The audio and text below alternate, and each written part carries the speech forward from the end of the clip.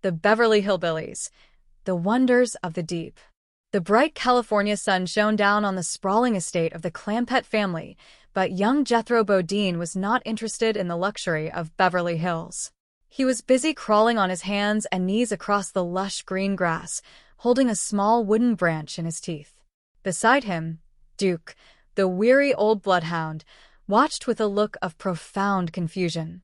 Jethro removed the stick from his mouth and pointed at it with enthusiasm. He told the dog to watch closely because he was going to show him one more time how to fetch a stick. From the porch, Ellie Mae watched her cousin with a mix of amusement and annoyance. She asked Jethro if he could not do that out back, explaining that Mark was coming by, and she did not want him to see Jethro crawling around like a nut.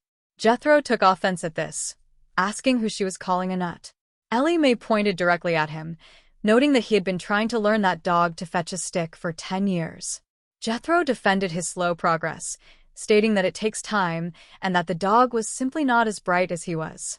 Just then, Jed Clampett stepped out into the yard, observing the strange display. He asked the young one what he was doing. Jethro explained that he was learning Duke to fetch a stick and reiterated that he did not want Mark to see him. Jed smiled kindly, telling his nephew not to worry. He called out to the dog, promising him something a lot better than fetching sticks. Jed produced a nice juicy bone, which immediately caught the hound's attention. Jethro watched in disbelief as the dog trotted away. He complained that it was an odd dog and expressed frustration that while he did all the tricks, the dumb old hound dog got the reward. Jed suggested that Jethro take Duke around back so they could share the bone. Jethro looked horrified, asking if his uncle expected him to gnaw on the same bone with the old dog. He declared that such an act would be unsanitary. Ellie Mae agreed with him, noting that Duke might catch something from Jethro. Seeing the tension, Jethro told the dog that he would get his eventually. Jed told Jethro and Duke to make themselves scarce, just as Mark Templeton arrived. As Jethro headed for the backyard, he suddenly shouted in excitement. He asked Uncle Jed if he saw that, claiming that Duke had finally done it and picked up the stick. Jed chuckled, wondering why the dog was taking the stick around back. Jethro replied that it was so Jed could fetch it for him some more, as the dog seemed to like that. Mark Templeton, a handsome young Navy lieutenant, walked up to the house. He offered a warm morning greeting to Miss Clampett.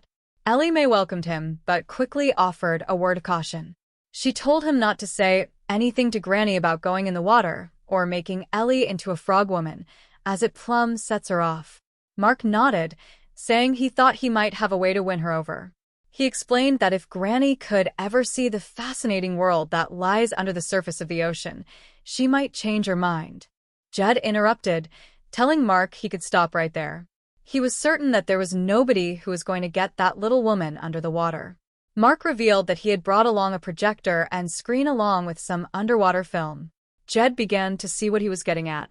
Mark expressed confidence that once they showed this to Granny, she would be as hooked as everyone else who had ever had a glimpse of the wonders that exist in the ocean depths. Suddenly, a loud commotion broke out as Granny was spotted.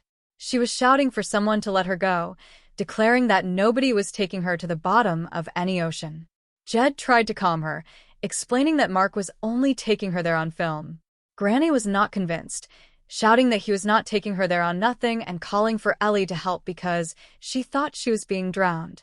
Ellie Mae assured her that nobody was going to drown her and that Mark was just going to show her a movie. Granny settled down slightly, asking if it was a Western since she loved cowboy pictures. Mark admitted it was not exactly a cowboy picture, but felt sure she would like it. They all sat down to watch the film. Jed commented that it must be mighty interesting exploring under the sea. Mark explained that it was not only interesting but necessary for the survival of the human race, as humans would eventually have to learn to farm the sea to feed the people of the earth. As the film began to play, showing the vibrant life beneath the waves, Ellie Mae marveled at how pretty it was. Granny was less impressed, stating that it looked like the time the creek rose and flooded the potato patch. When Mark mentioned that folks would do their farming there someday, Granny remarked that they were certainly going to have rusty plows. She pointed at a creature on the screen, saying it looked like an underwater bat. When the screen filled with schools of fish, Granny noted that fish only look good in a skillet. Mark asked if she ever thought there were things like that under the ocean. Granny replied that she had not, and preferred they stay there. She insisted that water was for fish and land was for people, and that they should keep it that way. Mark tried to explain that water was not such an unnatural place for humans, mentioning that many scientists believe humans originally came from the sea. Granny retorted that the only sea she came from was Tennessee. Despite Granny's protests, Ellie Mae was captivated. She told Granny it was so beautiful down there, and that she would just love to see it. Granny told her she did not know what she was saying, and that one would have to be a nut to want to go down there. Ellie Mae insisted she wanted to go. Granny turned to Jed, saying that was exactly what she meant. Jed noted that everyone has a right to their own opinion, but Granny countered that they do not when they are wrong. She told Mark to give up this frogman nonsense and be a range-riding, calf-roping, dust-kicking cowboy. She told him to ranch and raise babies, not guppies. After Mark left, Jed observed that Granny was kind of set in her ways. He remarked that one could plant that little woman and grow 10 acres of stubborn. However, he admitted he liked the picture, though it had made him hungry for fish. Meanwhile, at the bank, Milburn Drysdale was preparing for a visit. Miss Hathaway entered his office and asked about the elaborate decorations. Mr. Drysdale explained that it was all to impress the young Navy lieutenant who might marry Ellie Mae Clampett and bring $40 or $50 million into the bank. Miss Hathaway was skeptical, reminding him that he had thrown the man out of the office the first time they met. Mr. Drysdale dismissed this, calling it the natural resentment of a lowly sailor toward an officer. Miss Hathaway reminded him that he was in the Army, not the Navy. Mr. Drysdale declared that his Army service was a secret that would remain a secret.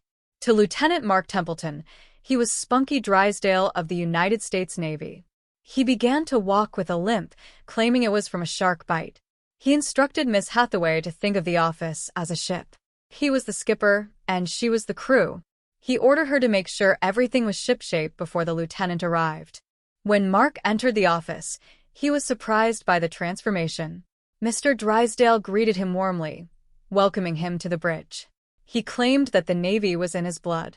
He told Mark that he ran the bank the way a captain runs a ship, with character, integrity, and courage.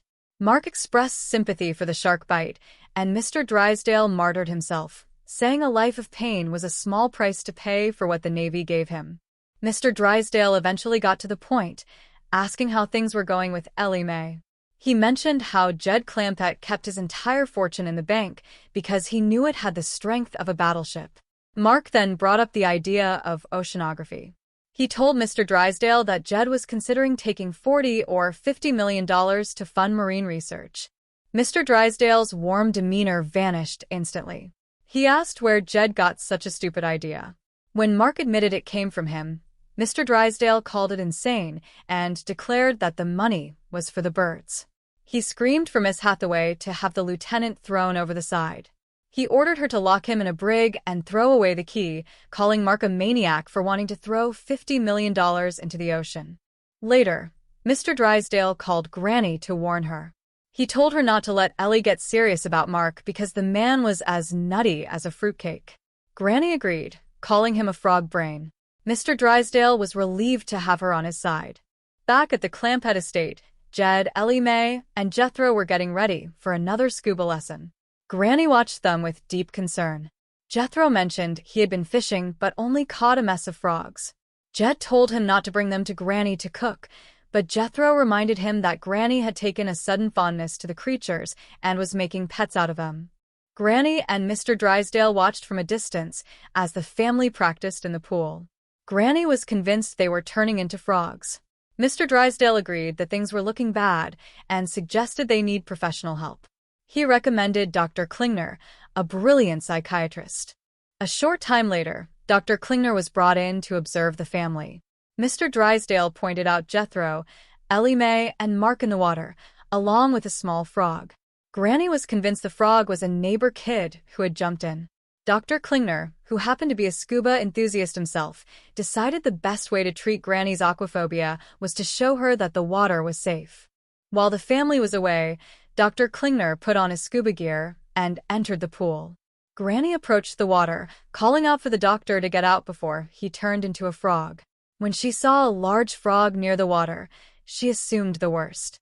She carefully picked up the frog and put it in a sack, determined to take it to the doctor's office to explain what happened. At the office, Granny met with the doctor's secretary, who revealed she was actually Dr. Klingner's wife. Granny offered her condolences and showed her the sack, telling her that her husband was inside. She reminded the woman of her wedding vows to take him for better or for worse, noting that this was definitely the worse. Mrs. Klingner played along with the eccentric woman. Granny suggested that the only way to save him was to follow the old story of the princess who kissed a frog to turn him back into a prince. She urged the woman to pick him up and kiss him. Granny then stepped away to give them privacy, saying she would be praying for them. The story concluded with the family gathering back at the mansion.